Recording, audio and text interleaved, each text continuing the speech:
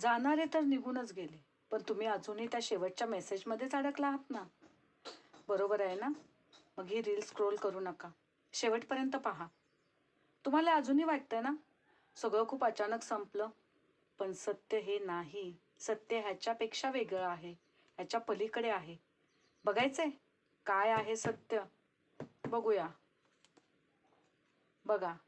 ते खूप काही गोष्टी एकाच वेळेला सांभाळत होते. तुम्हाला कळूनही देत नव्हते. तुम्हाला प्रायोरिटी नाही दिली त्यांनी. इतर गोष्टींना प्रायोरिटी देत बसले. रिलेशनमध्ये सिक्रेट्स आणि कन्फ्युजन दिवसेंदिवस वाढत चाललं.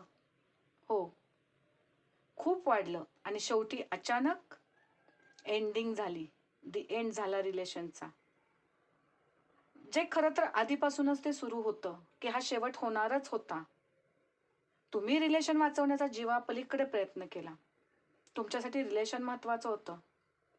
पण त्यांच्यासाठी नाही. ते इमोशनली कधीच दूर गेले होते. आणि तुम्ही मात्र तिथेच होता. आणि हे रीडिंग जर खरंच तुमच्याशी रेझोनेट झालं असेल ना, तर कमेंटमध्ये 1111 कमेंट करा एनर्जी क्लेम करण्यासाठी. आणि श्री स्वामी समर्थ टाईप करा. ही रीडिंग, ही रील लाईक करा, सेव्ह करा आणि शेअर करा. आणि त्यांच्यापर्यंतही शेअर करा, की जे तुमचे फ्रेंड सर्कलमध्ये ज्यांना वाटतंय तुम्हाला, की त्यांनाही सत्य कळणं गरजेचं आहे त्यांच्या रिलेशनचं. आणि डिटेल जर जाणून घ्यायचं असेल तर पर्सनल रीडिंग सेशन नक्की बुक करा. Thank you.